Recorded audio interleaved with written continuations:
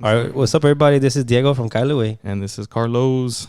And today, but not like I was saying last week, I'm going to just read this bio just because I Googled a bunch of different websites. So I put it together. I Frankensteined it. Eh? Hey. Keeping it current. I know. A political activist and strategist who's worked in various political campaigns, civic engagement, and a social activist. Has traveled to various parts of the U.S., pursuing comedy in cities like New Orleans, Chicago, and has even performed a few times for the notable Laugh Factory in L.A. and Ice House in Pasadena. Grew up in El Monte and is now based out of Fontana. She's currently campaigning and running to be the next mayor in the city of Fontana, La Cabrona comedy. Joz Sida. Did I miss anything? No, actually, pretty great summary. Love it. But I think the funniest part is that how I became La Cabrona. I think people always ask that. And I think that was probably the most... has been the most exciting part of growing up as an adult to reinvent yourself. Yeah. But I'll leave that story for when we are talking. I know. Because I actually was back and forth on whether or not I should say that. Because I was trying to figure out, like, is that a name she still goes by, not go by, you know? So. I mean, I think it's honestly a name that it's a description of who I am. La Cabrona being a Cabrona used to have a bad, like, stigma. Es una Cabrona, right? But as you get older now, being a Cabrona is actually pretty powerful because it means that you don't take anything from anybody. You do what you got to do. You sign up your own lane and you take that ride on your own path. And no matter what, nobody's going to tell you not to do it. And usually a Cabrona is somebody who goes above the fray. It doesn't stay to like social norms. Right. Yeah, and I like that you mentioned that, you know. But we're very excited to have you here. I think Carlos and I were talking last week, you know. I think even given the current climate, right? Like I think it's very important that how like Latinas engage in politics. So we wanted to go ahead and like invite you here. So we're grateful for you to be here, you know. And I think we're excited to learn from you, you know. But I think also the opportunities that comes with younger blood entering politics, you know, which we've been able to see like across the nation, you know. Yeah. So we're interested in learning more from you, you know. I think a little bit about how I even came to know about you, right? Carlos had mentioned that he had gone to like city council, to like a few meetings and things like that, and then we kind of just started talking about like the importance of like civic engagement because I'm new to the IE. You know, so we were just discussing like local politics and things like that. And he had mentioned that he had come across you, you know, and then I was able to find you on Instagram and things like that. And then I saw your campaign for mayor of Fontana, you know. So again, Joz, thank you for being here. We're very excited, you know. No, yeah, I appreciate it. And I moved to Fontana in 2021, kind of like the height of, I think that's when everything was going down. Yeah, 2022, 2023 with the street vendors. Yeah, with the street vendors. And, you know, me and Diane then decided like, hey, let's try city council. It was more like her really trying to figure out what we can do, how we can get kind of civically engaged. And then that's when we went to a few city councils. I think we went to 3 until the 4th one when you were there. And there was just a bunch of people that were speaking that day. Yeah. And what I remember from that day is once we were done, we kind of all just, because we didn't know anybody, you know. And when we went outside and we all kind of just congregated and we were just in a big circle and we were just talking, do you remember that day at all? Like what we talked about? And I think that's when you mentioned, I think I'm going to run for mayor. Like, I think I'm going to do it. And it's always a scary situation too, because when we were all outside, I was still when meetings were at 7 p.m. And it was just to be in community. And for me, I wanted to meet people because I was excited that for the first time in a long time, people were engaged. Yeah. See, I've known of this mayor since I was 20 years old. When she first ran for mayor for re-election. So see that the way that it panned out was she was appointed to city council to take an empty seat that was there. Then she just ran for re-election, right? Yeah. Then she was appointed to mayor. So then she was never really ran to earn those seats. Yeah. She was appointed, and then she ran as an incumbent for the last now 4 terms, which would be 16 years. So it's 4 years per term? No, so it's 4 years per term, but there's no term limits. Oh, so you can just keep. So you could just keep mayor until the day that you give it to somebody else. You anoint somebody else. That's how it's been forever. And the guy who used to be mayor before when he resigned being mayor, he's now the executive director of a church that's in the community. It's called Water of Life, right? Water of Life, yeah. So and so a lot of it stays because Fontana is known to be this very traditional city that people stay here for decades and they're working class, right? But the younger generation is leaving as there is no good jobs or anything like that. So nobody was really engaged in what was going on in the city. And I was me and like 4 other people or 3 other people, and we were like the outsiders Mm-hmm. when I was young. So it made me definitely like scared of like, this is nasty, this is bad. How do I change the world, right? How do I do what I love, but I can't stay here because we're outnumbered, we're intimidated. And so that's when I ended up traveling the country, working on campaigns, kind of realizing that my path to where I am today was to kind of get all the strengths and skills that I needed to really come back and organize. But I didn't know that was going to be my path ultimately at the end, which is right now. And so when I came back and I started seeing that people actually were like, oh my, social media blew up, right? In the last like 15 years. So now people are like, oh my God, this is happening. What is going on? How we've been elected this person? Fontana, 70% Latino, highly democratic. How can we keep electing the same person who is known to be a Republican, who has been in charge of the GOP in the Inland Empire, who's done all these things, who is anti-immigration? How can this person lead a high populist? Well, because these races are nonpartisan. And when it comes to the time of voting, people are like, oh, no, she's a person of color. Like, she can't be like, bad. So all that to say is that when I saw folks like yourself and your partner out there, it made me excited. It made me happy because it made me realize, game on. Like, we got people now. People are getting, like, their eyes are opening and let's go. But then a lot of things happened where they changed the city council meetings at 2 p.m. That's early, though. When you think about it, like, young working class people to be able to go during the week at 2 p.m. Like, dude, I'm still clocked in. Seriously, too. And then 2, they put security guards. So metal detectors, and you can't wear a mask even if you're afraid of COVID. If you do, you have to wear a clear mask that they offer you. And again, then really they don't promote city council meetings. They promote everything else, but they won't promote city council meetings. You have to be very involved to be like, oh, the agenda's online. Let me see what's going on. So people don't come anymore because that was like a form of censorship. And then that was 2023. Then Trump becomes president. Then we have Trump 2.0, like 5.0. At this point, I think it's like 10.0. And then again, people start realizing, oh, Fontana, a lot of the Inland Empire cities are now sanctuary cities, but we know that there's not a lot of protections for our community. So that's a lot. Historically, I've been involved. But it is a scary time. And I know we'll get to this, but like, that's what led me to actually step up and be like, I'm ready because I know what it takes. And this is the perfect time for me as who I am as a person. And it comes with a lot of sacrifice, and we'll get deeper into that. And I love that you mentioned that too, because like originally I was from like South Central LA. And then I think within the last few years, I tried to get more involved locally, but then that's also when I realized like the lack of voter turnout, right, and how even that upholds like the current system, right, and it kind of resonates a little bit similar to what you mentioned, right, especially when you have like those city council meetings being at 2 p.m. like a lot of the younger population is working, right, and so unless you're like moms, a retiree, or someone that stays at home, which is much of the older population, which data shows those are the ones that engage a lot more in voting. So I do think that this new wave of like politics entering the U.S. I think is very interesting, because we are seeing like a lot of disillusionment within both parties, right? We do tend to be like a 2-party system, but I think like a younger audience is much more interested in actual support towards the working class, but making that happen. Exactly. So again, like a huge shout out to you for like organizing, and I think even taking the leap to run for mayor, because it does come with sacrifice. Yeah. That leap is so important too, because I just recently you mentioned that this was never really like your plan. You started traveling, and then my question would be like, what was there like a moment in these past, 16, 15 years where you realize, what, I think I want to do this. I think it's time for me, is like a moment or an experience. And if you can, So we're about to get deep, right?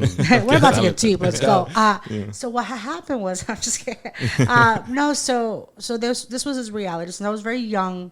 I always questioned why things were wrong in the world. Like why there was a lot of racism against Muslim folks. Because, for example, I'll be honest with you. So after September 11th, a lot of things changed. I was at least 12 years old when September happened. September 11th happened. And then I started seeing like TSA and like, how our Muslim brothers and sisters were being targeted because of their religion. And then I kept asking like why, to hear my family at that time when the planes were being, falling down because they were hit by the planes with the Twin Towers. my family was like, oh, Saddam Hussein. Those are the first times I've heard words like that. And I was like, what is this all about? Then when I started doing my research and I started seeing how many injustices were going around the country, and then I realized that a lot of our immigrant communities were being hurt, it even made me even more upset, because I was like, this is supposed to be the land of the American dream. What is happening here? Why is it that a demographic of people is being targeted? Not only now, Middle Eastern, but Latinos, Latinas that look a certain way. And in 2005, 2006, 2007, I started organizing walkouts. I was trying to do a lot of stuff with like immigration. And I remember going on shows in Univision talking about the folks who, especially children that were, at that time DACA wasn't even a thing. Right. So they were in the shadows, right? So I kept that consistency throughout my youth, until my dad kind of gave me a little scolding, and that scolding lived with me for the rest of my life. And what happened is that I had came out on television at a protest in Chicago, and I was out there like con la lucha, quise decir, right, protestando. And then my dad's relatives saw me on TV, and they called him, and they were like, hey, what is your daughter doing over here? She's on a protest. I wasn't even supposed to be there, right? Because imagine my last name Sida, so like that is not a common last name. We know who's who. Quienes son los primos, so they call my dad. So my dad flies out to Chicago, and he's like, ¿Qué pasó, mija? ¿Qué está pasando aquí? ¿Qué estás haciendo? And then we talked, and then he said, mija, look, in those, and I'm translating, he's like, in those beautiful historic buildings, there's men in suits and ties that are making all the decisions. Because what I need you to do is get your education and go in there and beat them at their own game and take a seat at that table. Because if not, you're on the menu. That was the first time I ever heard it. Wow. And I was like, dang, he's right. We could be screaming, we could be yelling, but if we don't get those seats, nothing's gonna change. Yeah. Right. And that became my journey of going into electoral politics, right? Right. And when I was 23, I ran for office. I ran for school board here in Fontana. Oh. And I was super naive. I believed the best in everybody. Yeah. I believed the best in the political party system. I believed in all these things. Like it works. Like super gullible in many ways. I didn't have any malice. I wanted to do what was right. Yeah. I almost won. I didn't win, but I only campaigned for 2 months because, again, I didn't know any better, right? And I still almost came close to winning, so I was like, but still, I was like, I didn't know how to do anything. And that was what led my career in politics. So I ended up working on campaigns. I think I worked in over 50 campaigns in my career, traveling the country across from Hawaii all the way to Long Island, New York, Miami, Chicago, everywhere. And then to managing a state for a presidential candidate, to managing a national political PAC for the 2020 elections, 17 states, 1,000 staff. That was kind of at the peak of my career. And from those 13 years, let's just say maybe 12 years from when I ran to running all these campaigns, becoming a operative on the back end, they say never meet your heroes, right? And I always work with candidates I believed in. Candidates who were the underdog, the grassroots. I never went to work with somebody who I knew right now was going to win. It was like a shoo-in. But that's when I learned that there was such thing as shoo-ins and anointments. And no matter how hard you worked, the people, it was already going to be planned out.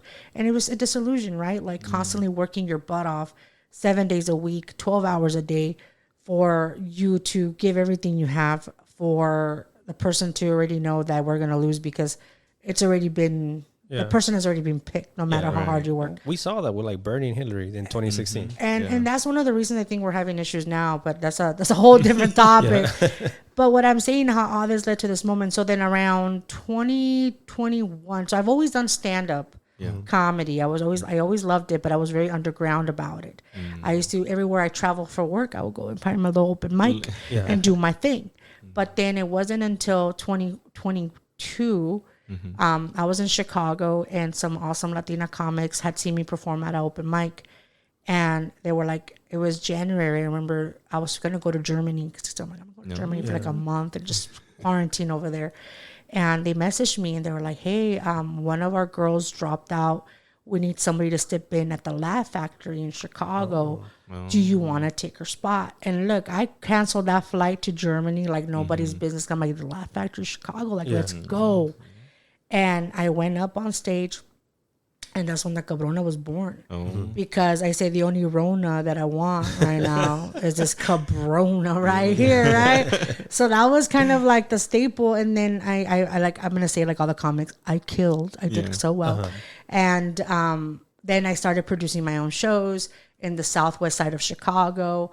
How I ended up in Chicago, I got married and I was working at a super PAC, and I just was based out of Chicago. And so I started my comedy career there, and I started performing, doing festivals, and building a community with amazing Latina comics. We even did Latina Comedy Festival, and it was just incredible. And I did that up until I left in 2023. My partnership dissolved, and I ended up coming back home. And coming back home, I was very blessed. I landed a phenomenal job back home, which was super rare to find really good organizing jobs in with like my own career that I have built in my home, because there's not that many. And I ended up getting a job as the first ever director of an environmental organization called Sierra Club San Gregorio, which is a chapter off of the Sierra Club National, where I cover both Riverside and San Bernardino counties. So I'm back. This is great. I'm home. I'm with people that love me no matter what. In one of the hardest times of my life. But I left comedy in Chicago, and I'm like, damn, that's a part of me, right? But then when I came back, they started telling me, hey, they're gonna blow up half of your mountain behind your house, and they just sold it, rezoned it, so they're gonna build homes. But they're taking down the wildlands that we had in the Jurupa Hills. And I was like, oh, heck no. So right away, the war again is like happening all over again. Like the shift hasn't ended. So then I started getting active again. And then I realized then all of a sudden the street vendor situation blew up too. That they're criminalizing, they're terrorizing our community. I'm like, oh my God. And in my mind, that's when, like I said, I saw all of you guys and I was like, dang. I was like, if they only knew that no matter how much we yell, it's not going to change anything. We have to get in there and take her out. Kind of like full circle. 2023. So I knew that her election was up in 2026. She had just gotten reelected. But I was like, you know what, Joz, take care of yourself, take care of your mental health, take care of healing. And luckily in 2024, at the beginning, I got discovered and I ended up getting booked to perform at the Ice House. And then I just started booking amazing gigs, performing with like top Latinos of comedy, and I was just enjoying my time. And I went on tour. I'm like, maybe this is how I do influence, because guess what? I'm creating direct happiness to people's lives every time I perform. 15 minutes, and I'm in, like, we're enjoying time, right? So I thought maybe that is how I was gonna create change. I'm like, oh my God, this is great. But then I was sitting there, and it was this year, and I was just thinking to myself, like, people are suffering in my community and they don't realize their political power because nobody has taken the time to let them know, like, this is what we have to do to take her on and win and change a city. So I was sitting there, and I'm not gonna lie, I don't like to get religious because I have my own personal beliefs, but I did ask God, and I was like, hey, like, if this is the moment that this is why you brought me back, if this is why I went through all the things I went through, this is why I got all the tools and experiences that I got to come back home. Because in my mind, I wasn't supposed to be here. Like, if you brought me back for a reason, please tell me. Like, tell me what it is, because I don't feel good about how my life is right now, because I feel like I can do more, but I'm scared.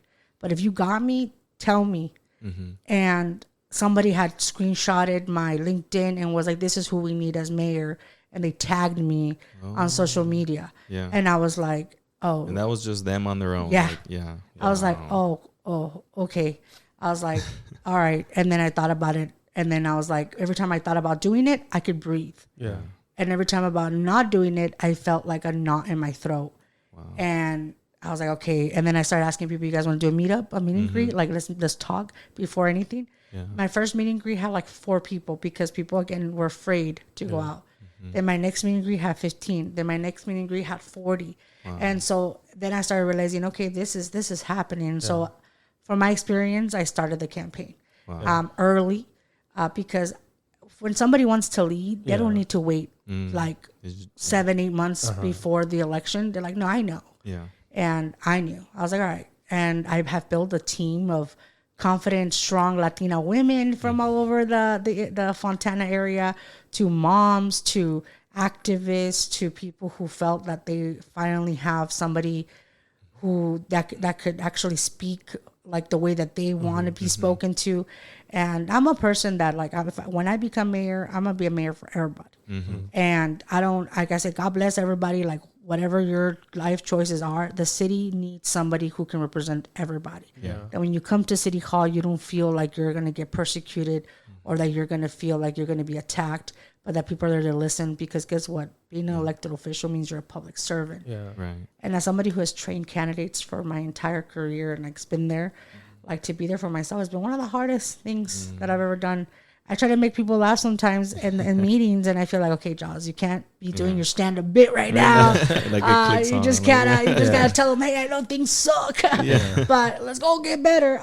So that's just that was my realization moment. And it was also like what my dad said, like, you know, people can be yelling at the top of their lungs, but if you're not in there, and my goal is to highlight, motivate, and inspire other folks to run for office too.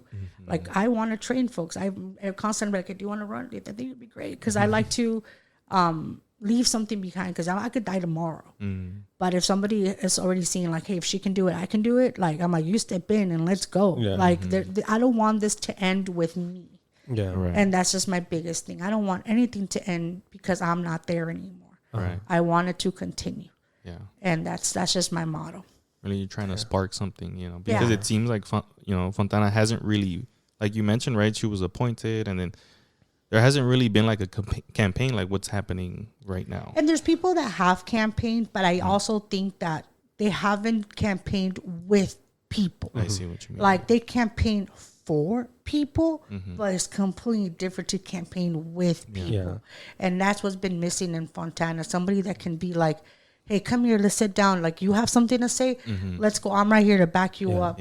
Because I don't want to speak for the people. I want to speak with the people, because that's really what it is about being a leader. You have to listen to them. You can't just speak for them. It's just not going to work. And that's been the biggest problem, you know, that we've had, is that people want to speak to us. They want to speak for us, but they don't want to speak with us. And that's the reason campaigns have failed in many places, but also here in Fontana. And I like that you highlight that, you know, because again, like, I'm still new to like the IE, you know, and then it's the even trying to see Fontana Rialto, like the IE through the lens that I have, like, coming from like LA. I was even surprised that, like, when there was a No Kings protest here for the first time, you get me? Because we had gone to it, you know, and it was such a beautiful turnout, you know, and I was like, oh my God, like, I would not have expected that, like, in Fontana, you know.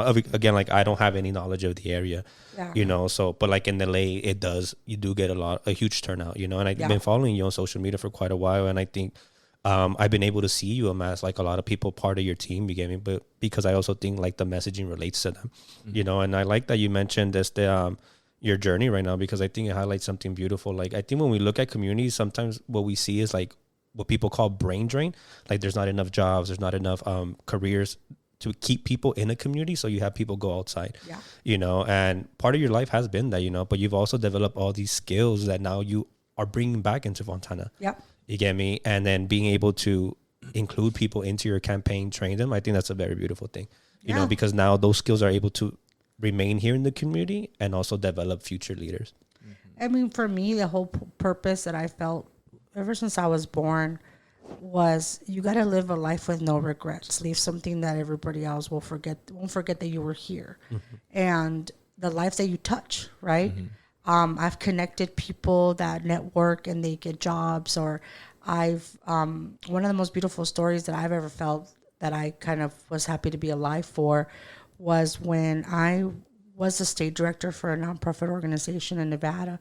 And it was a Latino-driven organization. It was the first ever, my first big girl job, I felt. And we helped register like thousands of voters. And then we also helped over 4,000 folks register, become citizens. So it was like we were able to help them fill out the forms to become citizens. They become citizens, and then we were there to register them to vote. It was a full circle. And then that was in 2016. And a lot of my staff that I built friendships with when I became the state director for presidential in Nevada, which was 4 years later, those were my first hires. And those were people that I know the community trusted. They were community driven, and they organized so well. So the candidate that we were with, when we first got there, he was polling at 1%. When we finished the campaign, he was at 12%. Oh, wow. And it was like people voted for Bernie and him. And they were complete opposite in many ways, but their values were very much similar. But I thought it was phenomenal because why? They were like, why? How did they do that? I'm like, it was community driven. It was like we had boxing matches and lucha libre in the campaign office where we brought the community. We had a Virgen de Guadalupe play inside the office. We had free haircuts for the community. Because it was about the community that you want to represent us. This is who we are, right? And that is literally what Fontana is hungry for. And for me, it's like, well, this is my home, and this is also what happened. Like my parents are elders. They're not going to go anywhere. This is where their doctors are. This is where the hospitals are. This is where their community is. And then you see my friends and people who are here, their parents are here still. They're not, this is where they've made their investment. And I'm like, well, we're not going anywhere. So I'm like, okay, then we got to make this place better for them to be able to live good, happy lives. And also the young people. How many young people have come to me? They're like, 17, 18 years old, graduating high school. And they're like, we hate the fact that we see warehouses, like coming out of our classroom or dealing with construction of a warehouse while we're in school. I'm like, who decides to put a warehouse next to a school? And then to top it off, that brings jobs, but are they good union jobs? Like some of these places are automation, right? So, but the kids, the young kids, I don't even like to call young adults are realizing this and they're not happy about it. And what happens? They leave. They leave, and their parents stay here. Then their parents end up selling the home because it's too big for them, and then the families leave. New families come in, but then they leave. So how do we build a sustainable traditional home where people want to come home for the holidays and they know that their parents are going to be there? They're like, you know what? I'm going to build my own. If I'm a doctor, I'm going to make a medical office here. If I am an engineer, hey, guess what? There's actually a good hub for engineering here. Maybe we're doing like technology with planes or something, and we have that here. No, we don't have that here. We're building empty warehouses, and they're empty. Like people message me, hey, I'm so mad that the Speedway is gone, and that they put mega warehouses there. Like, although that's county, it still reflects on Fontana. People when I ask people what is the issue most important to you, 9 out of 10 is the warehouse situation. Because they look empty. Like when I passed by them, they're empty. I was like, I didn't know.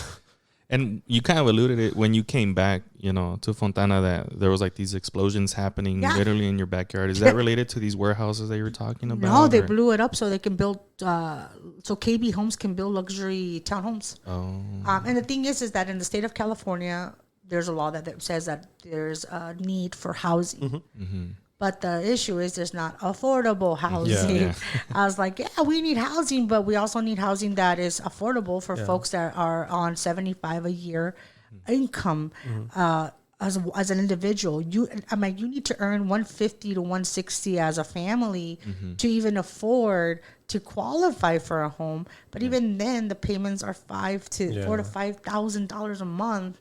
You still have to commute to work, which a lot of people work in LA, and you still have to, have the needs of your family, your home insurance, your personal insurance, your car insurance, and at the end, you are living paycheck to paycheck. You're one disaster away from everything, and traffic in Fontana has increased because of the trucks, and it's definitely segregated and mostly in one area. But now that Rialto is getting more warehouses, and Rancho Cucamonga is getting more warehouses, and Ontario is getting more warehouses, the 210 is going to suffer too. Even more so because it might not be in Fontana's side of the 210, but it is on the neighboring towns of that area of Fontana. And then in the south part of Fontana, that's when we have our hub of warehouses. And just getting from point A to point B on the freeway just to get into the freeway takes like 30, 40 minutes. Yeah, like the 10. Like instead when I get off the 10, because one time I was coming back home and I was on the express lane, but I missed the merger to like a different freeway, so I just had to take the whole 10 down. You get me? But then getting off, I think by the movie theaters, Was it with the Edwards or the Regals where we went last time? In Ontario? Yeah, bro. Yeah. But like it took like 30 minutes just to get off that little. It's just a little lane because there's also construction there. Is that the Foothill exit? No. No, that's the 4th Street. That's the 4th Street. Yeah. Yeah. No, and also like if you think about it, that is one of the things, and I'm not trying to like, because I love the fact that Zoran won in New York City, and definitely inspiring because I mean I launched my campaign in August, and you know it's been a heck of a whirlwind in many ways. After he won, we got a big push on our campaign. A lot of activists were like, let's do it in Fontana. I'm like, yeah, we're not that special, right? But we're going to be special. And people are excited, right? So then it was so funny because I started thinking about how there's a lot of traffic in our city because people are now commuting to work here. So they don't live here, they're commuting to work here. And look, listen, that's amazing for businesses. If we had more small businesses, it would be great, but we don't. We don't have a downtown that is thriving. You know, we're barely seeing the whatever she's planned for 16 years is barely happening now. We want to continue opening small businesses, small coffee shops, a cultural center where people can actually enjoy and the richness of our community, and the people that work here can benefit from that. But the people that live here are suffering. So I want to propose that we get, increase taxes on warehouses. Then the money that we do get from them be invested in transportation, so that every resident in Fontana gets a free bus pass and all the students get a free bus pass, and we increase the routes of our buses because we don't have that. That's something that I've realized. I was telling him at the time, I was like, bro, like there's hardly any buses here. You get me? And again, like coming from LA, where like we don't have an efficient public transit system, but we do have at least something.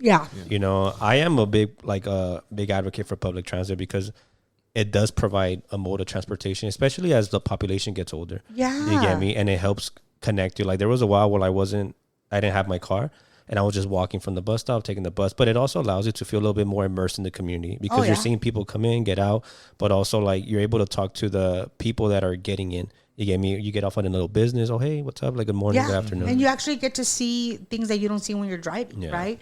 But the thing is that imagine if you are paycheck to paycheck, you don't have money for gas. And you had to pay your medication. Now that medication is going to go up and your premiums are going to go up. And imagine if the last $5 you can purchase a gallon of milk or something to eat for your kids, but you don't have to worry about getting to work because you can take the bus. And, you know, that's a free bus pass. It's going to get you to point A to point B. A lot of our on-house communities are because they don't have enough money to get from point A to point B. So they can go be wherever they need to be. Or maybe they have a friend that they can stay with. And so they don't have that. They can't charge their phones. And then also the bus stops are horrible. Like there's cement blocks in one of the hottest cities in the country. And you're going to have it where it's uncomfortable for people to be there. So how is that building community? And also it'll help small businesses. If I'm like, you know what, I'm not going to be able to walk my butt to maybe go to Carl's Jr. I'm going to go to the taqueria that's right here because this is my bus spot is. But I lived in Chicago and I saw it. I saw how transportation can be the biggest advocate for a thriving city. People love it. People get from, if like I said, people can get to their destinations stress-free. For one thing, that could be less stressful in their life. So I was thinking of that as being one of the things that I really hone in on and when I become mayor. As well as building hubs inside warehouses where we can do like a New Haven, how they have the food courts. We could do that with the street vendors to keep them safe, to keep them indoors. They could have a kitchen that they can, you know, all they do, this kind of like a swap meet, you know, you could just do a booth fee that covers your insurance, that covers, you know, any type of emergency. And then also will help you kind of fill out the form so that you could have your permit that, you know, and maybe you can apply because you might have documentation problems, but maybe you have some business partner that can, you know, and they can help you out. But we can connect people. We can be the connector, but it's like the extra step that nobody ever wants to take in cities. And it's like, no, we're just going to find them. No, we're just going to put them out. It's just easier that way. Oh, like some colita. And so you know what I mean? Like, it's just kind of like, it's not rocket science. And I think that's one of the reasons I think you said earlier that a lot of people don't get engaged and don't vote. The reason people don't vote is because there's a lot of things in their head that are way more important. And sometimes they think that their vote doesn't matter, right? So they're low efficacy. And that is why our campaign is training right now to do deep canvassing. And that deep canvassing is building really meaningful relationships with people when they talk to them, because there's a lot more things that unite us than divide us. beyond all the political mess that's going on right now that is scaring people, and the anger that people have in their hearts for all the injustices that are happening. We got to remember that in order for us to live good, happy, thriving lives, it starts with the fundamental basis. If you walk outside at nighttime because you want to take your dog out for a walk, but your lights are broken in your neighborhood, you don't go on that walk. That walk could give you a good bump on your mental health, right? But you don't get to do that because nobody fixed that light in your street. When you see there's so much traffic on a neighborhood, and you get frustrated and tired, and now you're angry. Now you're not going to have a happy day. And other people may get the repercussions of that. If a kid is hungry and school food was not enough and they don't have a place to go after school to be able to get some food or be able to do their homework, maybe they can't go home because their parents are not there. But all that they see around is a fast food restaurant, a gas station, and a car wash, and a warehouse. Like, what are we telling our community? This is all you deserve. And you don't have money for the bus and you don't have a car, so what do? You do the things that you probably don't want to do. And the fundamental basis of your day-to-day are ultimately the way that you start thinking that the world's out to get you. And then when the media tells you that because of this person, you don't have what you have, it puts us against each other. So like they're saying, oh, the immigrants are taking your jobs. No. It is because nobody's giving you the opportunity because they're telling you that somebody else took it from you on purpose. So they can continue to control us every day. And that's the biggest problem that we have, not just in Fontana, but all over the country. And I like that you mentioned that, because I think as you've kind of hinted about it already, that like bringing that political education to like the youth, and like, I'll be honest, even with myself, like, I don't think I was like informed about politics till I got to college. You get me? And that's probably when I was already like 22, 23. And it's like, dude, like we think that, okay, I'll just vote for the president and that's it, because we just think, that's the big one, but I think a lot of the stuff really starts at the local level, right? Like whether it's the school board elections or it's the, for your city council and then for your mayor, because that's also where the immediate result is going to be much more felt like, because that's the community that you live in. Exactly. I love that you're bringing that here to Fontana, because again, like that does have the power to transform life. Because I was one of those fools that thought like, oh, I'll just cast my ballot for presidency and there, my job is done, But as I began to inform myself, my duty. Exactly, But now that I began to like inform myself more about like the local aspect of it, I do think is important. And because my mom's a street vendor, and you get me, I'm also a street vendor, so I think you were already like in Fontana at that point, right? Where you were like sending clips about like the whole stuff with the street vendors.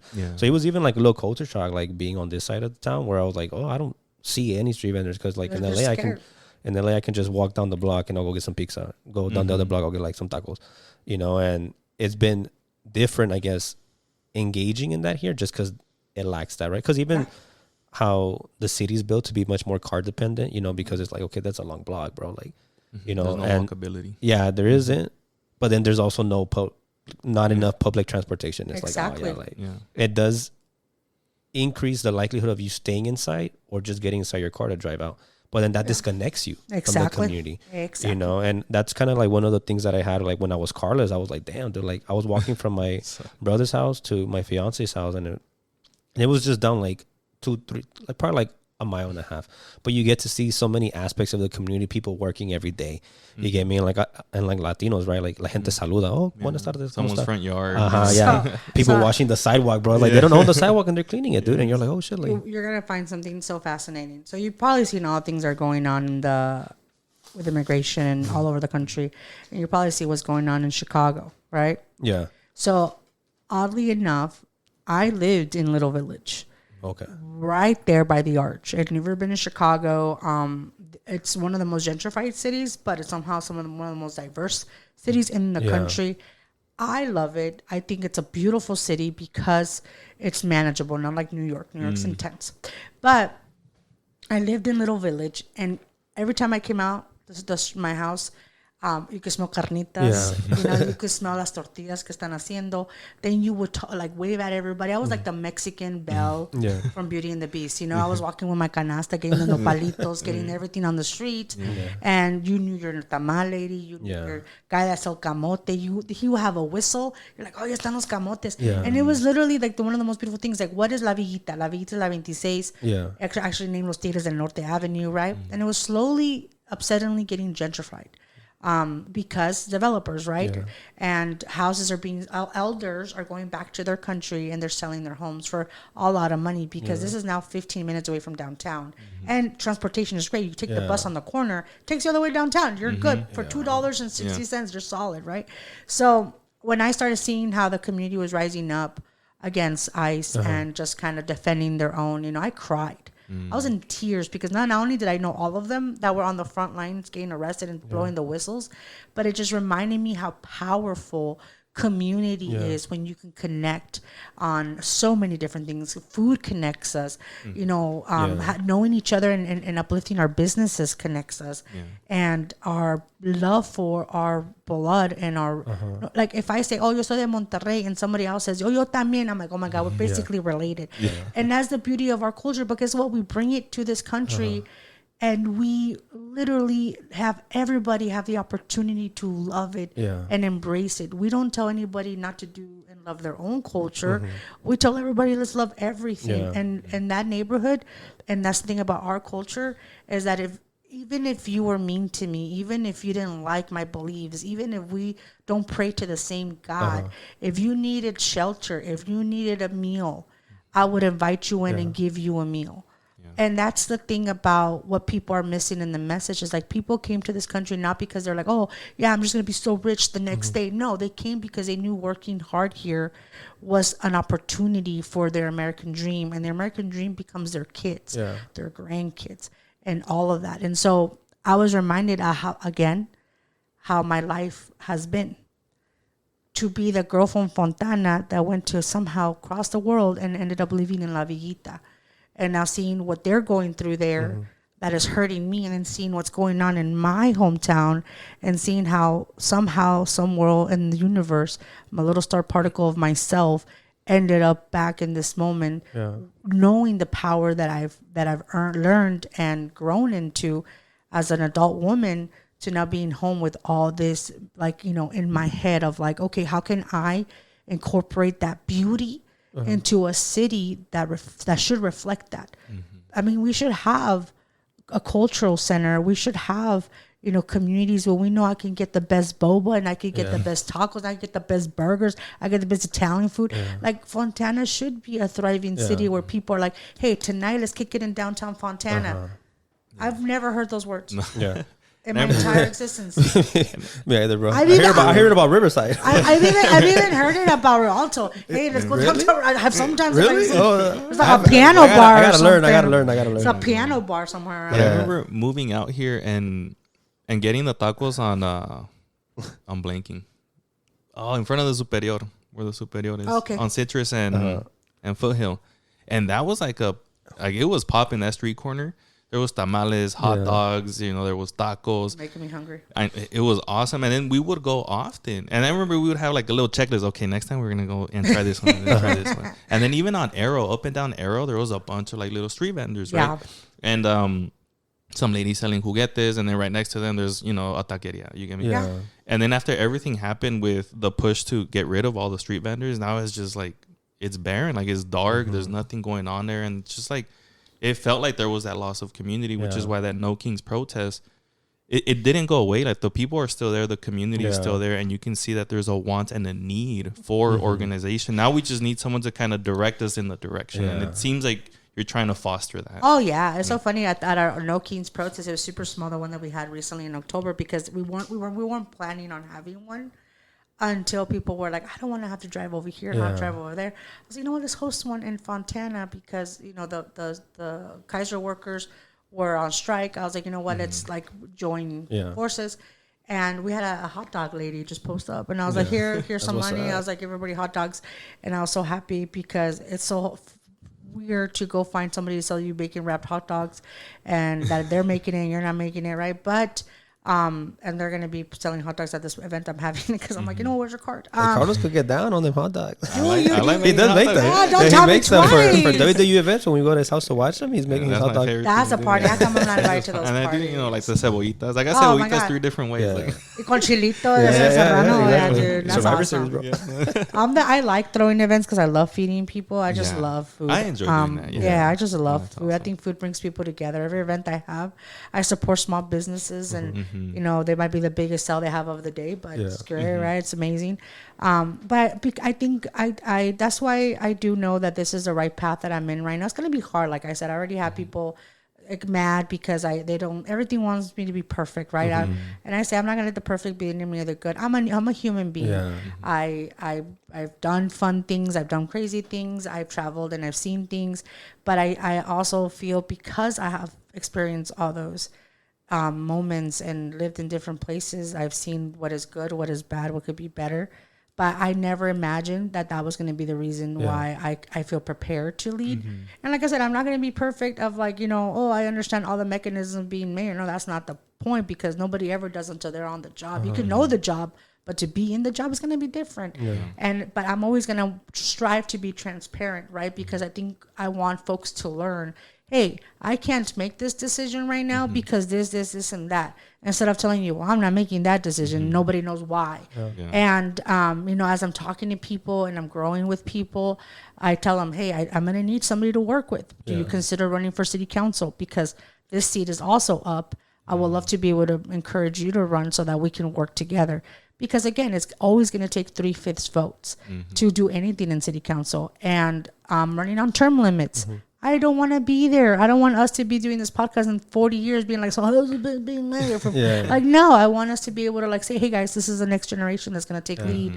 And I also think I love my seniors. My dad's 82, my mom's 77, but I don't believe that it is okay to continue to perpetuate the cycle that only if you're retired, that only when you're already done with your job, that you finally want to lead in your city, that finally you want to be that school board member, finally you want to be the city council member. It's like, because you're 77 now, because you're 75 now, or because you're 60, you finally want to do this. But what about people who are like, hey, I know right now that I want to change the city now, because if I make a decision today, I'm going to live long enough to see the repercussions of that decision. Exactly. Instead of like, oh, I'm going to make this budget decision today and then it's only for 20 years, but I'm going to be dead by then. So good luck, guys, Right. I don't know why. And people always get, oh, you're so young. I'm like, you know what? We may be young, but we're not young to get drafted to war. We're not young to pay taxes. We're not young to have to get a job at 18 and start like getting student loans and all these things. We're not too young for those things, but when it's time to actually make decisions about our future, we're hella young. Like, make that make sense. And that is what a lot of people have been discouraged as young kids.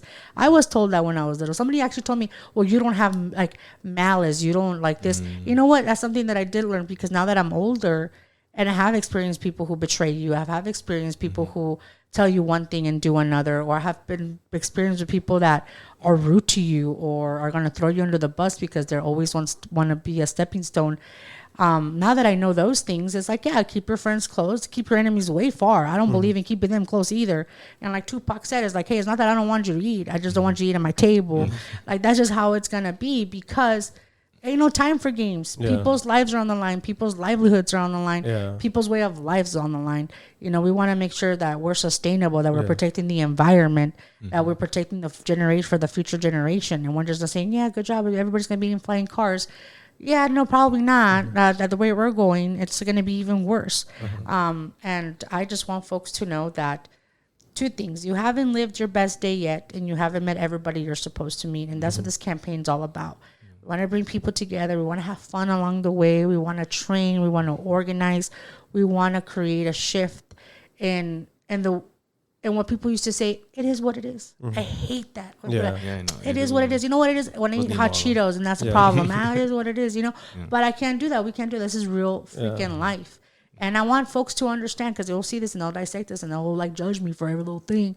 It's like, I know that being a mayor is not it should not be a political issue of like my own personal beliefs or what I believe is true from right and wrong. It's about day-to-day services for Fontanans to know that their day-to-day lives are going to be protected, and I'm going to be responsible for those things along with the city council members. Like, how do we fix your streets? How do we make sure 311 is functional? How do we make sure that we protect our animals that are like, these strays or when they're roadkill because of their being displaced from nature? Yeah. All the coyotes. Exactly. Like, and how to ensure that we're neutering our animals? How do we make sure that every single space, when folks go out to the park festivities for the city, that on their way there, they're not going to be stopped by ICE. That on their way there, they're not going to be terrorized by, law enforcement, masked agents or whatever. Like, we want to make sure that they know that those events are going to be safe for them. I know that you guys saw that video, right, where we were at City Hall, and I was one of my supporters. And what happened, I just want to kind of clear the air of like what happened there was, it was, so Tuesday that day, usually the meetings are Tuesdays. That specific Tuesday, it was Veterans Day, so we couldn't have a meeting. Makes sense. I thought all meetings were closed for the rest of the month. But then I was told that there was a special meeting on that Wednesday, kind of to make up for that Tuesday. And then when I saw the agenda, it said public comment.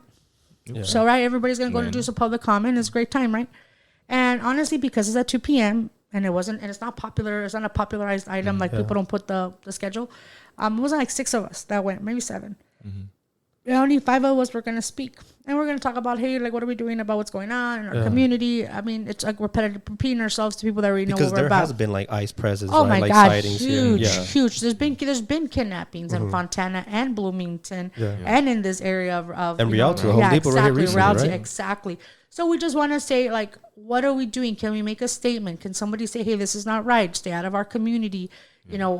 Respect our residents. Let's have due process. That's the biggest issue. Due process. Like, if you have a warrant with a signed judge, like judge has signed it, you have like, that that's your jurisdiction.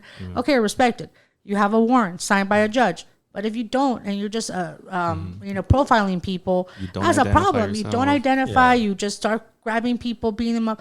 That is not right. That's just not right. And additionally, there's been people that pose as agents. Yes, too, Hoopa Valley. They had a what's it called? They went and robbed a family in Hoopa Valley. They knocked as masked agents. They were caught on the ring cam, and they went in and they just robbed the whole family, and then they just left. And it's like, this is the world that we're living in right now. And so when we're seeing silence from people, it does anger people because we're seeing kids grow up way too fast than they have to. And so when we're at the meeting, they expected probably like hundreds of people because there was a flyer passed around. But it's at 2 p.m. So only 6 of us went, right? And so I was informed that there was a potential that they were going to take off public comment off the agenda. Because it's a special meeting, they have the right to do that, according to folks. And all of a sudden, they changed the meeting. They were like, you cannot talk about anything unless it's on the agenda. And the only thing on the agenda was a fundraiser. They wanted to ask for $12,000 for Toys for Tots in a car show that they're doing for the holidays. And folks were like, well, I don't know. I was like, well, I guess, what are we going to talk? I mean, at this point, what do we do? And I was thinking in my head, I'm just going to get out. And then somebody goes, no, let's stay and let's talk about how this connects with the kids. So that's what we did. And I even said, like, what's happening, but we wish everybody gets access to this opportunity to be able to have toys because families can't have toys. Right? So everybody was doing their speech. I did my speech. I was the first one. And then I sat down and then we were filming. And then that's when our supporters, like our folks that are volunteers, but activists in the community went up. And they were trying their best to communicate their feelings about what was going on. And the mayor did not let that happen. And she just shut it down. She even said, okay, bye. Like, you're done. Like, just kind of like, get out of my face. And I'm thinking, there's only 5 of us. Only 5 people wanted public comment. If 3 minutes max each comment, that's 15 minutes that we could have just spared for the community just to be like, I know what you're talking about. Let me listen.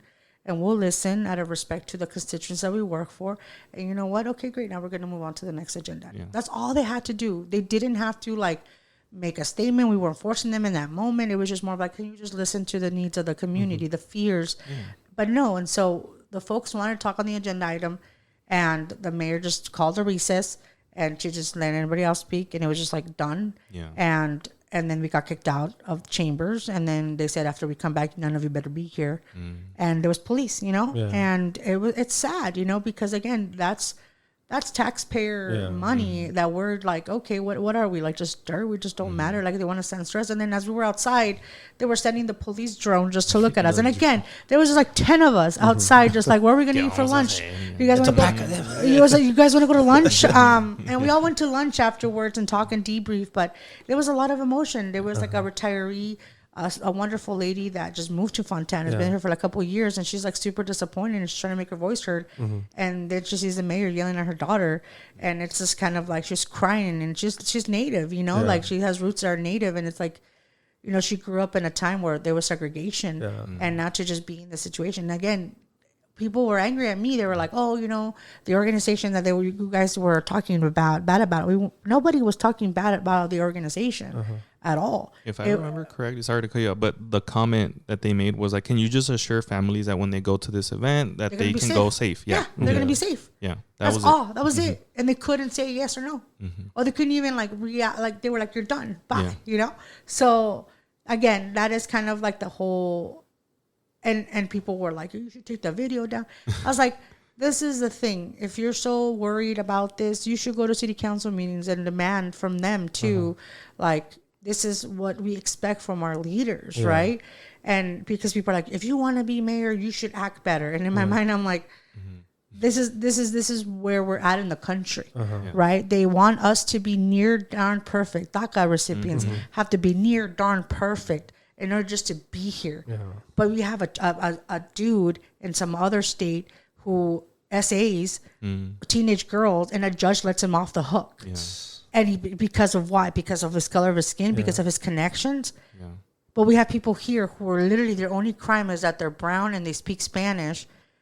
There are literally videos of men working on cement and ICE agents holding their back while they're done finishing the work of the person that contracted them. And now they are going to get picked up by it. It's like, let me finish what you're doing, but like, I'm going to take, because you're the worst of the worst. And it's like, this is where we live in right now. So people are like, Joz, are you ready for that? Are you ready for the people that are going to go against you? Because obviously the mayor has activated her MAGA base. And she made a post about CK, you know? And there's a lot of injustices that have happened, school shootings. There's been murders of other elected officials in Minnesota, and no posts about any of those things. But CK, yes, let's post about CK. And it was, which is a clear double standard. Exactly, but it was like an activation of like where her loyalty lies, right? And it sucks to say that, because I don't want to make this job political. This job is about me creating daily services for my constituents. But when the other person does make it political, does make it a mix between church and state, we forget about the day to day.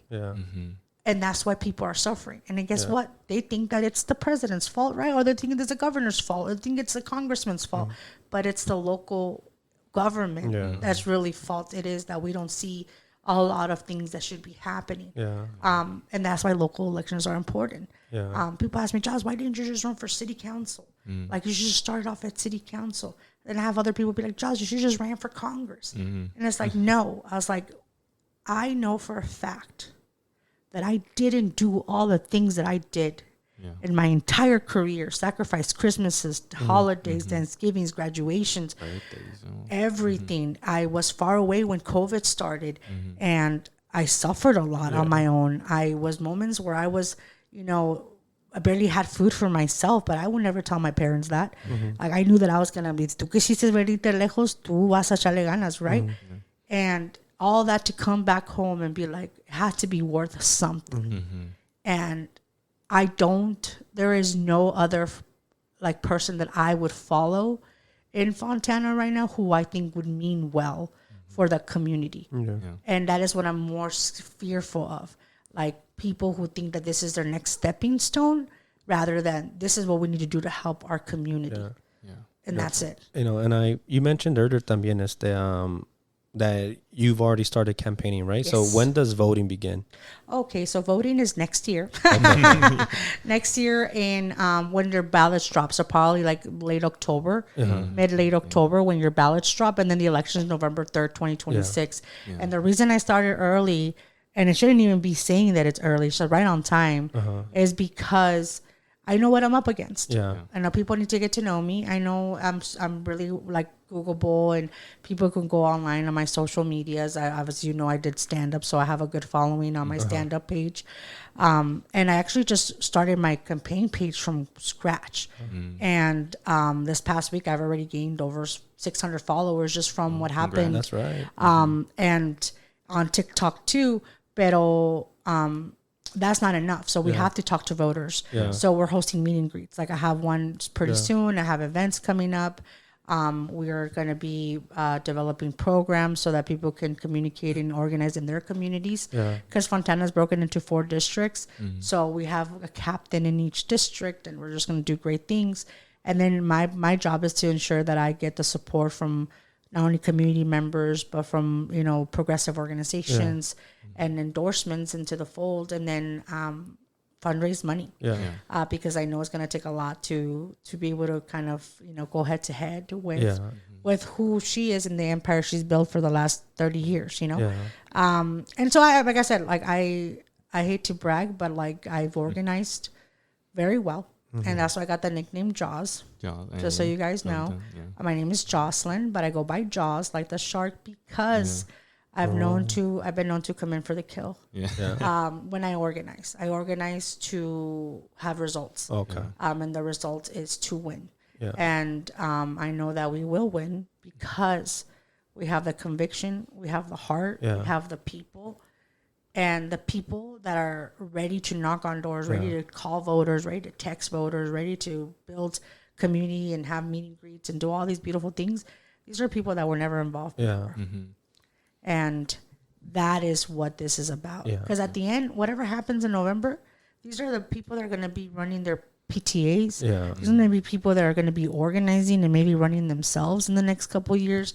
These are the people that are going to do neighborhood watches. These are the people that are going to go and be strategic about how we protect our street vendors, how we protect our immigrant communities, and how they themselves protect their families. Because once you have that knowledge of power, but knowledge of organizing, there's nothing you can do. Because even as a comedian, I'm an organizer. So why do I always get people to come to my events? Because I build relationships with my fans. I can't believe I have fans, right? But I believe they come out, they take pictures, follow me on Insta. The next time, hey, you want some free tickets? Oh my God, you want date night? Let's go. Because why? I want to see them again. Also, I want them to know that I care and that I appreciate that they were there to support me. When I never thought that I would have that.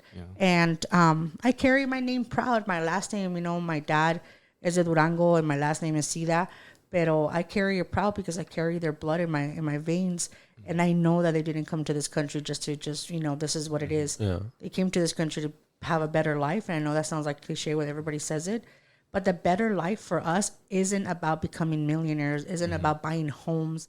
It's about living in a world where who you are and what you can bring to the table is more powerful than the money that you leave behind to nobody that cares about you.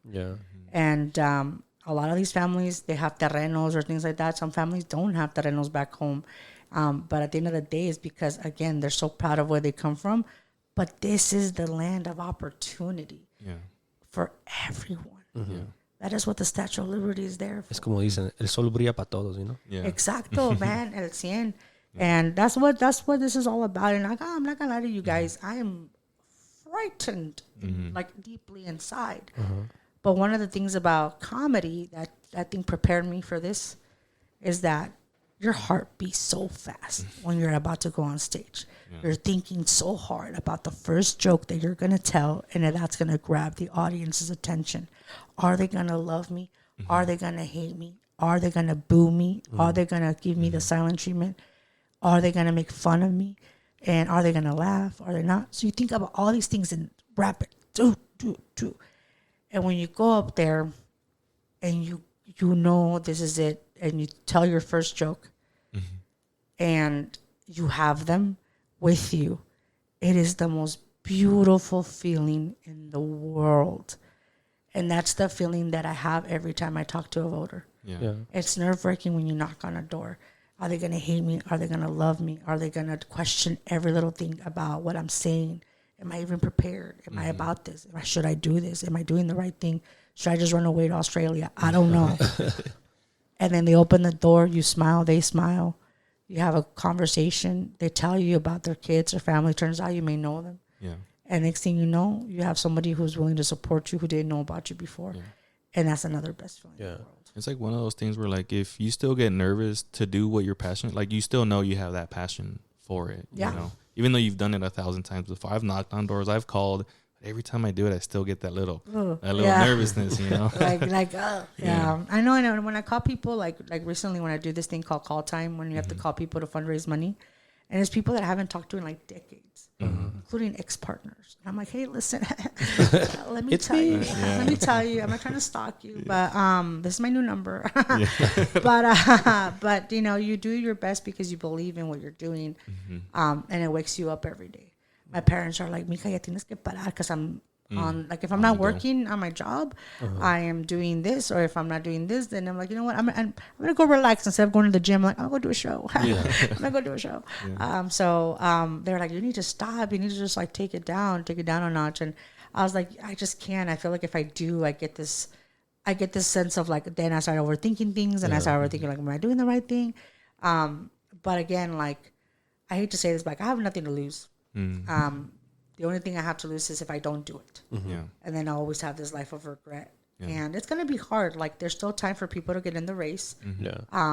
Honestly, whoever gets in the race after me, I feel like they're working with her, because they'll split the vote. Because the last election, people split the vote. And if they wouldn't have split the vote, they would have beat her. And she would have lost. Wow. And the last election, she got about 14,000 votes.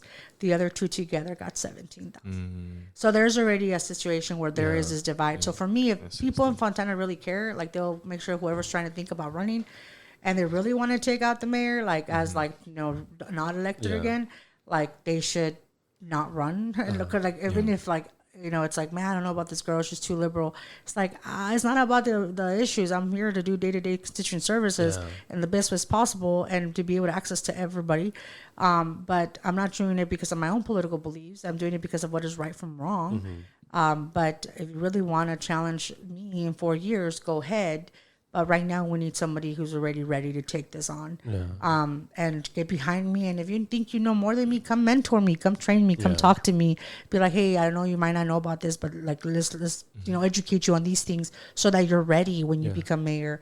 And that's the thing that we're liking too. People are like, oh, no sabes. So it's like, ¿sabes qué? Let me go see if I can help her out. Maybe get to know her. That's what I ask people. When people start attacking me online, I'm like, hey, you want to have a coffee? Like, you want to go meet with me? Like, let's go to my favorite diner. I love I love a good diner. I was like, let's go do this. I'm like, because they're like, no. I'm like, so whatever you say, whatever you think you want to tell me, and you don't want to meet with me, then I know that your anger is just really deep. I was like, and so I always, I'm like, I'll think about you, and when I become mayor, I'll still represent you. I was like, if you don't want to take the time to meet with me, that is on you. I was like, I'm giving you an olive branch, but I'm not going to entertain an online conversation that we're going to go back for 3 hours while you're just going to repeat the same things and going to be angry with me.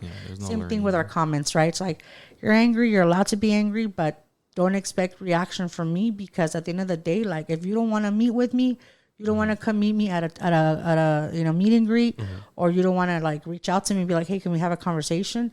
Then I know that you're trolling, and I know that you really don't care about your community. So I'm just telling everybody right now that's just listening to us or want to listen, it's like, if you're going to come at me and be like angry about a lot of things, and I offer you to meet with me because that would be my first thing, and you don't want to, then I don't believe that you genuinely care. Right. Because I'm willing to listen, I'm willing to learn and grow, because again, I'm not perfect, I don't know all be all. I was like, but what I do know is that I care a lot about my community, and I care a lot about where the direction of the city is going. And I want to make sure that we are with the high demand of people coming into Fontana, we need to have better retention of not only our homeowners and our renters, but also our young people, and be able to have good lives for our elders. And then a big thing was too, we need a renters union. We need to make sure rent is not, you know, we protect the landlords and protect the renters, because the situation is getting out of hand where we're getting a monopoly of management companies. They're buying a lot of these homes, and they're asking you for a 620 credit score. They want you to earn 3 times as much as the rent, and the rent's $3,999.75. It's like, then why don't you just buy a house? And you need to have first month's and last month's rent and renter's insurance. And it's like, if you had all those qualifications, you literally could buy one of these $700,000 homes. You know, so it's like, we need to be realistic about what is happening with our folks everyday working class to like what is happening with a lot of, you know, landlord companies that are not necessarily humanizing themselves to affordability. And there's just a lot to tackle, but it comes first winning this election, energizing the community, and doing this together. And sorry. And based on what you shared, you know, like it's also so refreshing to see a lot of your stuff be rooted in relationship building. You get me? And going back to community, you know. So again, like this is my first time for our listeners, right? Like this is actually my first time meeting you in person, you know, and even like listening to you speak, like it's just so refreshing to see that at the end of the day, it goes back down to building those connections with one another, because that's what makes community, you know. And also highlighting how like earlier you had mentioned like bringing those, utilizing spaces here to keep Fontanans here, right? Like when you go to successful cities, right, you'll see like you'll see spaces where people can congregate, go ahead and have food, have drinks together, you get me? But that the city here lacks that, you know. So I do like that you bring that aspect, because it also helps keep the dollar local, right? Yeah. As opposed to let me drive down to another city 15 minutes away, 20 minutes away, and spend my money there. You get me? So I do like that you mentioned a lot of those things. Yeah, and like, you know, you want to be able to take your fiance on a date or somewhere. You want to go somewhere local. You know, you want to go to like a nice little steakhouse that's been there for a couple of years. I don't know. Like, I don't want to just, you know, let's go to Applebee's. Let's go to Chili's. Like, let's go to, you know, Yard House. Yeah, I love those places. Rancho Cucamonga is great. Downtown Victoria Gardens is beautiful for what we have in the Inland Empire. I love going to I love going to Rancho Cucamonga and seeing the Christmas tree. Yeah. It's like a vibe, right? Because I'm not going to go all the way to LA, right? But I was telling my family was laughing at me. I was like, guys, can you want to buy a tree? I'll put it in front of my house. And we're all going to light it up in the community, right? My niece, my niece is like, you are over the top. I was like, dude, I just want to, you know, give back to the community, and I want to have those experiences. I want to, it's crazy to say, I want to bring what I've experienced back home, because a lot of people don't get that opportunity to see all these different places. Yeah. And everywhere I've gone, guys, it wasn't a vacation. It was because I was working. And that's the story of our lives, right? Yeah. It's like when we get to go to places, oh, it's like because for work, right? We were going, we're going to go to this experience because of work. And every time I went to like one of my favorite cities is New Orleans. Oh, I know. He's been there. Yeah. And New Orleans is amazing, full of culture. How it's revitalized after Katrina. Yeah. Like the food, the music, the the people, except in the summer. But like, you know what I mean? It's gorgeous. But it's also a place that I suffered a lot, right? Another place that I've been that suffered a lot was Puerto Rico. Like Puerto Rico is I went there when I was working with an organization that was restoring the Rio Sabana. And the people are great, but they suffered a lot after Hurricane Maria, right? And they're rebuilding. But again, what's brought them together is their love for culture, their love for tradition, their love for music, for food, for art and expression. And we don't have that in Fontana. We should. We have so many talented young artists that come from Fontana. I know historically, right, like, oh, Travis Barker and Sandy Hager, but like there's a lot more people that come from Fontana. You know how many beautiful murals we could have in all these weird looking warehouses? It's like, well, you're going to build a warehouse. Can we build a mural? Like, you know, like, can we do something where build a vertical garden like they do in Mexico City, right? Or, you know, we like a cultural center, and let's have music concerts. Let's try to see if we can bring a concert hall as one of these warehouses, or we can have, you know, good festivals or food festivals. Why? Because some of the best things about living in other places like Chicago was going to Taste of Chicago, or going to Lollapalooza or Pitchfork, or these festivals that bring people together and from all walks of life, from all over the world, because they enjoy it. Fontana can be a staple. We have the beautiful mountains from the foothills to over there by the 60 freeway. We have the Harupa Hills there, but it's like we're such a huge city with 238,000 people.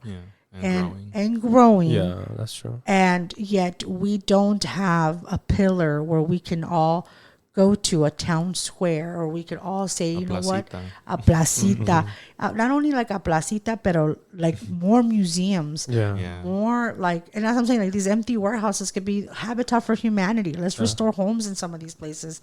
We're next to the airport, right? So we could do all these amazing things, but it's like, what are we waiting for? More logistics centers, more trucks, you know? And again, we have a big population that are truck drivers, and I want to make sure that they know I'm not trying to attack your job or anything like that, but I want you to also have a safe environment where if you're commuting through here or you live here, that you can park your cars, your truck somewhere safe, but also you don't idle around schools, around school time, because kids are coming out of school, they're breathing that air. You're stuck in traffic, you're breathing that air on a hot day. What if your air conditioner is broken? There's a truck in front of you, it's putting all that smoke out. Because air pollution is high. It's one of the worst in the continent.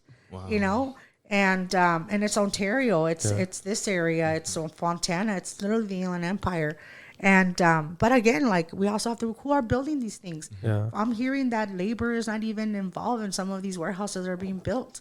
Like, unions are not getting those bids, and that is shocking because we're supposed to be a labor town, right? And so, like, I'm going to be a thought partner with labor towns because those are union jobs that should be from our community.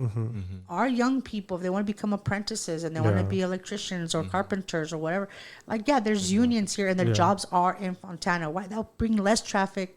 You don't have to stress your butt off to go and travel and, like, work all over different places and XYZ. And I mean, like, there's just a lot. When do we become adults, guys? I know, guys, right? when do we become adults? It used to be like, hey, what are you doing this weekend? Oh, downtown Riverside, it's gonna be great. What time are you going to sleep? 9 p.m. Now it's like, yo, my phone is already in sleep mode by 8:30. On do not disturb. But it sounds awesome. As a school counselor, like, one of the things that I find is that once you get to a school and you start new, you run your data and then you run a needs assessment on what the community needs, right? Because oftentimes a lot of people don't do that. It's just kind of like the status quo. This is just what we've always done. And so when you get in there and you start running data and you start asking questions and you get out to the community, you start to realize, wait, this is the needs of what the students need, what the families need. Yeah. There's a big push for this. And it sounds like you're doing a lot of that now. Like, what is the needs assessment for Fontana? What do we need here? And it sounds like a lot of it, we talked about a lot of issues, immigration, environmentalism, community spaces, the culture, letting people kind of have their word, because that's where philosophies grow out of. When people get together and yes, we're having our cafecito and our pan, but then we're talking like, hey, what are you going through? What am I going through? And from there builds like, okay, these are the issues and how do we get to those solutions? Exactly. Right? And so one of the questions that, maybe we're at an hour 20. That's crazy. Oh, hey, but one of the questions would be like, how can people support you on this campaign that, because it sounds like from the last time when you ran for 2 months and then now it's like, you know what, I'm a year in advance, right? How can people support you on this? I know we have your calling, your texting, your, doing meet and greets. Social media is popping for you. What are some things right now that you can leave with people? Like, okay, if you want to support me on this path and you want to be a part of this, of this campaign trail, what can they do? Like, what's some advice that you can give to the people to get involved? So there's 3 things that I always tell folks when they ask me, how do I get involved? First of all, like, if you can volunteer with the campaign, that means, like, go out with me. Maybe if you want to get to know me more, you go out with me as I knock on doors so you can see how I do it. And then also when you're ready to do it on your own in your neighborhood, more than welcome, especially if you live in Fontana. If you don't live in Fontana, but you want to contribute and, like, you want to be a part of it, there's phone banking and there'll be a lot of more texting as we get closer, especially after the primaries in June. And then also host a meet and greet. It might not have to be a meet and greet in Fontana, but say you have neighbors and friends that live in Fontana and you want to just host a meet and greet at your space, you can. If you live in Fontana and you want to host a meet and greet, great. And it could be at a park. We bring the food. We're having a meet and greet in the next couple of days, and we're going to bring conchas, café, tamales. Like, it's going to be a vibe. And we bring everything, and we, like, have a great meet and greet. We talk about, it's like a little bit like a town hall. And then ultimately at the end, if you can do any of those, if you can't get involved because of time or why not, if you have $10 to spare, $5 to spare, $25 to spare, or $100 or whatever, you're more than welcome to donate to the campaign. A lot of people have been doing subscriptions, as in, like, they do $5 a month, and it's by the first down to election day, or $10 a month, and go from there. And then they share the link with their friends and family, because it is going to take donations, but also it's a good show of force of like how many people are invested in the campaign. I have friends from high school who I haven't talked to since high school who have donated to the campaign, and people that met me once or worked with me twice, and it's just been beautiful to see that. But on the ground, it's going to be hella fun. It's going to be so exciting. We're all going to wear matching shirts. It's going to be great. Stickers, everything. I want to have a drone show at the end. I like where it says vote for Joz and have a little shark come out. And then I also want to do I want to do things that are exciting. Like I want to do a flash mob dance thing and all these things I'm excited to do. But I'm also like on the 12th of December I'm hosting a concert in the backyard of my house with a local live band from Fontana, you know, and sick. They're gonna do some 80s rock in Espanol, rock in Inglés. Hey, pull up, y'all. It's gonna be dope. Yeah. All you need is a toy to get in. It's a toy drive. So, but and then we're gonna give out the toys during Reyes Magos on January 6th. Yeah. Con el burrito sabanero. I don't know if there'll be a real donkey, but it'll be a possibility. We'll but I'm excited. We'll find out. Me coming out with my coming soon. But it's gonna be fun. We have that big event coming up. And then also we're going to have a movie night where we're going to showcase a movie called Knock Down the House. And I did a little cameo. I was there for like 5 seconds, 5 seconds, but it was dope. We're going to watch it, and then we're going to just, I like to host more trainings so folks know what they're getting themselves into, get excited, get to meet other people. The other day I had a training with, and then all the people that showed up, probably like 90% of them were all young people, and they turned out to be from the same universities. So they're all connected, and I was like, that's so great. I was like, you guys can be like Team Joz over there. Like, it's so great. But again, I just want to end with this too, is like, this campaign isn't about me. Like, it isn't about my bio. It isn't about my background. It isn't about anything. It is about the community that I'm standing up for. Because on the ballot is not just my name, it's their name. And my name is no longer mine. It's theirs. It's everybody's. And that is all I'm going to say for the rest of my life is like, I tell people, if I ever get out of hand, you just tell me slap in the face. But no, like I've been in places where I never thought I would be. And I remember thinking of those moments. I feel like the movie Selena. She's up on the roof. She's like, can you believe it? Like all those people out there. Oh my God. It's like I could feel them. And that's how I feel sometimes. I feel like, I'm dreaming and I feel like I'm in a Truman show and it's just like everybody's acting sometimes. And I'm like, oh my God, I know you're acting. But I am proud to wake up every day and that I have life. And that I live in the United States because I know there are so many places that people don't get that opportunity to wake up when their houses are being bombed and they're being persecuted and they're a brink away from destruction. And so every day I know that I'm blessed. And with that blessing, I am taking this step forward to give back. And what I'm giving back is myself. And I want to be that vessel for people that have been afraid, intimidated, silenced, and fear for their family, for their life, for themselves. If there's anything I could ever do, I'm one message away, and how I want to uplift everyone, even in their hardest moments, because at the end of the day, we all bleed the same. And, during COVID, it didn't matter what political party you were. It didn't matter what, who you voted for president or anything like that. It just goes to show that those types of like disasters, it doesn't matter. And we all have to be there for one another. And that's where I am right now. It's like it doesn't matter at the end of the day when disaster hits or emergencies pile up or we're all suffering. It's all of us. Because I always tell people, don't wait till it happens to you to care. Right. Yeah. Appreciate that. Thank you so much for being vulnerable and because I feel like that's necessary, for growth, and we appreciate you coming out. We just want to leave with like, where can people find you, like your handle for like Instagram or what social medias, Yeah, Instagram is Joz Sida for Fontana, so JOZSIDA FONTANA for Fontana, and then my website is sidaforfontana.com. And it's like a landing page. We're still developing it as we talk to more voters and get the platform strong and ready. And then you can always DM me. My team has access. I have access. So if I sign it with Joz, you're talking to me. And I'm not really on X. I'm not supportive of X. And on TikTok, I'm also Joz Sida for Fontana as well. And you might see some of my comedy there. You might see some of my comedy in other places too. I do have my comedy, and I still try to do comedy here and there because I do think that mental health is important. Yeah. And comedy is one of my outlets. Self-care, definitely. And yeah, if you ever want to grab a bite or show me your restaurant or, you know, introduce me to your business or community or whatever you're going on, if you have music, if you're an artist and you want to perform, like, let me know. I like to host events. I like to create performances. Awesome. But yeah, let me know. I'm all about bringing in community and building community, so I'm accessible.